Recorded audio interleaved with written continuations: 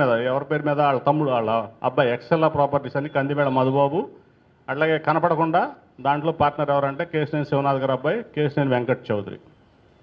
వీళ్ళిద్దరూ కలిసి 97 ఎకరాలు కబ్జా చేశారు. అదంటే బ్యాక్గ్రౌండ్లో చేసింది మన ఎంపీ అభ్యర్థి, టీడీపీ ఎంపీ అభ్యర్థి. ఎవరి పేరు మీద? వాళ్ళ అబ్బాయి పేరు మీద. అతను బినామీ స్నేహితుడు, చిన్నప్పుడు ఇంజనీర్లు కలిసి చదువుకున్న స్నేహితులు ఇద్దరు కలిసి 97 ఎకరాలు చేస్తే ఇవాళ దాంట్లో ప్రీలాంచ్ ఆఫర్లో కొన్ని వేల మంది డబ్బులు తీసేస్తున్నారు, మోసాలు చేశారు. అట్లా ఈ చెప్పుకుంటూ వెళ్తే 1, 2 కాదు. ఇదిగో ఇది పబ్లిక్ నోటీస్, ఎక్సెల్లా ప్రాపర్టీస్కి ఇచ్చిన కోర్టు నోటీస్. ఇది కూడా అన్ని పబ్లిక్ డాక్యుమెంట్స్, నేను చూపించేది తప్పు కాదు. అన్ని పేపర్లో వచ్చింది, ఈనాడు, జ్యోతి, అన్నీ ఏదైతే ఈయన పొగిడే పేపర్లోనే అన్నింటిలో వచ్చింది. ఇది రీసెంట్గా ఎప్పుడు? ఇది ఫిబ్రవరి 22, మొన్నే 25, మొన్నే 2 months బ్యాక్. ఎక్సెల్లా ప్రాపర్టీసు ఇది ఈడీ చేసినటువంటిది ఇదనమాట. 97 ఎకరాలు అంటే దాంట్లో ఈ లోపే ప్రీలాంచ్ ఆఫర్లో డబ్బులు తీసేసుకుని చౌకగా మీకు 5,000 అడుగు మేము 2,000కి ఇస్తామంటే పాపం పేదవాళ్ళు ఇక్కడ మీకు మన చిన్నప్పుడు చూసాం సప్తగిరి స్కీము, ఎంతమంది మోసపోయారు చూసాం. మీరు ఎవరన్నా చిన్నప్పుడు విజయవాడ బాగా తెలిసిన జయరాజ్ గారికి తెలిసాము సప్తగిరి మోసాలు, గుర్తుందా మీకు? ఈ మధ్య కూడా ఇబ్రహీంపట్నంలో జరిగింది 2,000 స్కామ్, ఈ చైన్ లింక్ స్కామ్, అందుకంటే పెద్ద స్కామ్లు ఇవన్నీ కూడా. కాకపోతే ఏంటంటే ఎక్కడ ఇతని పేరు ఉండదు, అతని భార్య పేరో కొడుకు పేరో ఏదో పెట్టి ఇతని మటుకి, ఎందుకంటే ఇతనికి మినిస్ట్రీ ఆఫ్ కార్పొరేట్ అఫైర్స్ డిన్ని క్యాన్సిల్ చేసింది. ఇతను ఏ కంపెనీ స్టార్ట్ చేయలేడు, భార్య పేరు మీదో లేకపోతే ఏదో పేరు మీద ఒక్క ప్రాపర్టీ ఉండదు. ఇప్పుడు అతను అఫిడవిట్లో వేసిన దాంట్లోనే నెట్వర్క్ అతను చూస్తే అన్నీ పోను 2 కోట్లు. ఏదైతే ఈనాడు అపర కుబేరుడు లేకపోతే దానకర్ణుడు అసలు ఈ సమాజాన్ని ఉద్ధరిస్తం కోసం వచ్చాడు అని చెప్పేది ఉందో ఇవన్నీ కూడా అట్లాగే అనేకం. ఇప్పుడు మీకు ఇవన్నీ కూడా ఈ 97 ఎకరాలకు సంబంధించిన డాక్యుమెంట్స్ అనమాట. ఈడీ అటాచ్మెంట్ ఉంది, దాదాపు 9700 కోట్లు ఈడీ అటాచ్మెంట్ ల్యాండ్ ఇది. దాన్ని మనోడు కబ్జా చేయడానికి చూశాడు. ఈడీ అటాచ్డ్ ల్యాండ్ కబ్జా చేశాడు గనుడు అంటే చార్లెస్ సోబరాజ్, మీ ఇంటర్నేషనల్ చీటర్స్ చార్లెస్ సోబరాజ్. అందుకే నేను 2 ఏళ్ల క్రితం 1.5 years చెప్పా, చంద్రబాబు గారు అండి ఎవరికి ఇస్తారంటే చార్లెస్ సోబరాజ్కి ఇచ్చుకోమని నాకేంటి సంబంధం అని. చార్లెస్ సోబరాజ్ కంటే మోసగాడెత్తను. ప్లస్ నేను ఎందుకు రాజకీయాల్లోకి వచ్చా అంటే మా అన్నయ్య మా భార్య మీద కేసు పెట్టాడు అని చెప్తూ ఉంటాడు అతను మీ మీడియాలో చాలాసార్లు వినుంటారు. జయరాజ్ గారు కూడా నాకు తెలిసి ఇంటర్వ్యూ చేసే ఉంటాడు ఆయన్ని. ఇదేంటంటే ఆ రోజు నాకు చాలా రిపోర్ట్లు ఇవన్నిటికీ ఏంటంటే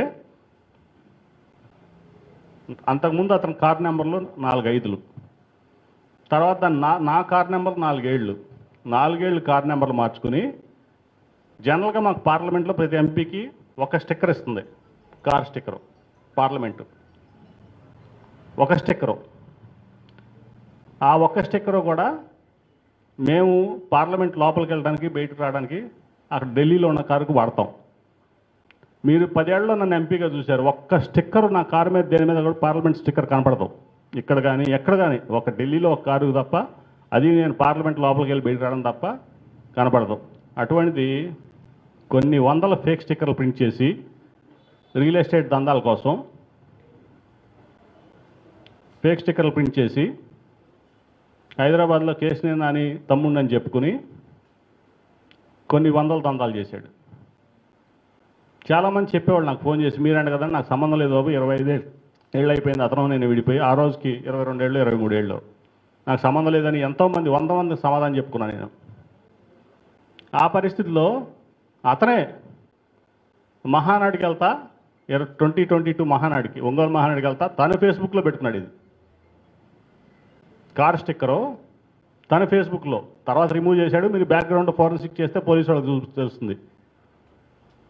నా భార్య మీద కేసు పెట్టాడు, నా భార్య మీద కేసు పెట్టాడు మా అన్న. ఇదిగో ఇది ఎఫ్ఐఆర్ కాపీ, మీరు చూడండి. ఎవరి మీద కేసు పెట్టాను నేను ఎవరి మీద కేసు పెట్టలా. నేనేం చెప్పానంటే పార్లమెంట్కి నేను లెటర్ రాశా, ఇట్లా నా ఫేక్ స్టిక్కర్లు, నా స్టిక్కర్లు ఇట్లా సర్క్యులేట్ అవుతున్నాయి, మీ దృష్టిలో ఏమైనా ఉందా? నా బాధ్యతగా మీరు చూశారు ఎన్నో స్టిక్కర్లు. మొన్న కూడా కొత్త పార్లమెంట్లో అటాక్ అయింది, కొత్త పార్లమెంట్లో మీరు చూశారు కదా. పార్లమెంట్ భవనం కట్టంగానే స్మోక్ బాంబ్స్ వేశారు, దొంగ ఐడీలతో రావటం, స్మోక్ బాంబ్ వేస్తాం. ఏదైనా తేడా వస్తే మాలాంటి ఎంపీలను పట్టుకుంటారు. ఎవరు స్టిక్కర్ అంటే కేశినేని నాని స్టిక్కరు రాస్తే మేము ఇటువంటి స్టిక్కర్లు ఎవరికి ఇష్యూ చేయలేదని చెప్తే ఈ స్టిక్కర్ ఫోటో తీసుకెళ్ళి మీరు వాళ్ళు ఫార్వర్డ్ చేశారు విజయవాడ పోలీస్కి, హైదరాబాద్ పోలీస్కి. దీన్ని విచారించి చేయండి అని. దీంట్లో ఎక్కడా పేరు ఉండదు, ఓన్లీ బండి నెంబరు. అతను ఏదైతే ఫేస్బుక్లో పెట్టుకున్నాడో ఫేక్ ఎంపీ, అంటే ఒక ఎంపీ కాకముందే పార్లమెంట్ స్టిక్కర్లు ప్రింట్ చేయించేసి పార్లమెంటు ఐడీలతో దందాలు చేసి ప్రజలను మోసం చేసి, అదేంటంటే మా అన్నయ్య మా భార్య మీద కేసు పెట్టాడు, అందుకే రాజకీయాల్లోకి వచ్చానని ఒక నెరేటివ్ బిల్డ్ చేశాడు. ఇది చూడండి ఎఫ్ఐఆర్. పలానా కారు ఫేక్ స్టిక్కర్ వాడుతున్నారు, ఇది ఎవరితో ఏంటో చూసి విచారించి దీన్ని అరికట్టండి అని మాత్రమే నేను రాశా. తప్పనది? జర్నలిస్ట్గా మీరు చెప్పండి, నేను రాయాలా వద్దా? నా బాధ్యత ఉందా లేదా? లేదా పార్లమెంట్ స్టిక్కర్ ప్రింట్ చేయడం కరెక్టా రాంగా? పార్లమెంట్ ఐడి దొంగ ప్రింట్ చేయడం కరెక్టా రాంగా? ఏమండి ఏమ్మా? Criminal offence. నేను చేసిన తప్పేంటి? అంటే నా స్టిక్కర్లు వేసి తిరుగుతా అది ప్రూఫ్లతో దొరికి పార్లమెంట్కి మేము అడిగితే ఇదంటే, దీన్ని విచారించి అరికట్టండి అని మేము పోలీసులు పెడితే మా భార్య మీద కేసు పెట్టి, ఆ కారు ఎవరి పేరు ఉందో నాకేం తెలుసు. ప్లస్ ఇంకోటి ఏంటంటే, ఇతను ఎప్పుడు నీకు చెప్పే కదా, ఇన్ని చూపించాను, ఇతనికి డిన్ లేదు, ఇన్కమ్ ట్యాక్స్ రిటర్న్ లేదు ఈ మధ్య వరకు, 2020 వరకు, ఈ ఇన్సిడెంట్ దాటే వరకు. భార్య పేరు మీద ఉంటాయో, కొడుకు పేరు మీద ఉంటాయో, బినామీల పేరు మీద ఉంటాయో ట్రాన్సాక్షన్స్ మాకు తెలియదు. చేసే అన్ని తప్పుడు పనులు. అదేంటంటే నా భార్య మీద కేసు పెట్టారు. నీ భార్య మీద నేను పెట్టలేదు. రేపు తప్పు జరిగితే నన్ను బ్లేమ్ చేయకుండా నేను సేవ్ చేసుకోవడం కోసం నేను పెట్టాను. అది నా తప్ప? అసలు ఫేక్ స్టిక్కర్ ప్రింట్ చేయటం ఏంటి? అదేంటంటే బ్లేమ్ చేయటం ఏంటి? అదేంటంటే ఈనాడు రాస్తుంది ఎంపీ సోదరుడు భార్య మీద కేసు పెట్టాడు. ఏమని పెట్టాడు ఎంపీ? జ్యోతి ఏమో ఇంకా భారంగా ఇదిగా రాస్తుంది. నేను ఎప్పుడు స్పందించిన వాటన్నిటికీ కూడా, ఎందుకంటే అనవసరమైన స్పందించడం అనవసరం అనుకున్నా. నేను కూడా యాక్చువల్గా ఈ ప్రోగ్రామ్ చేద్దాం అనుకునేవాడు, కానీ జయరాజు గారు కంపల్సరీ 2 సార్లు చేసేవాడి. మీరు రావాలంటే ఆయన కూడా చెప్పలా. సరే చూద్దాం, ఇవన్నీ మీరు విఘ్నులు కాబట్టి మీ విచక్షణకి వదిలేస్తున్నాయి ఇవన్నీ కూడా. నేను ఇట్లా ఎంతమందిని మోసం చేస్తారు? అపర్ కుబేడ్ అని చెప్తాడు. ఏంటి మోసాలు ఏంటి? అవసరం? అదేంటంటే తర్వాత ఎక్కడ ఇంటర్వ్యూలో చూసాం, ఇది రేవంత్ రెడ్డి గారి స్టిక్కరు మేము వాడుకుంటున్నాం అంటే, రేవంత్ రెడ్డి 10 స్టిక్కర్లు 20 స్టిక్కర్లు ప్రింట్ చేసి ఈయనకి ఇచ్చాడా?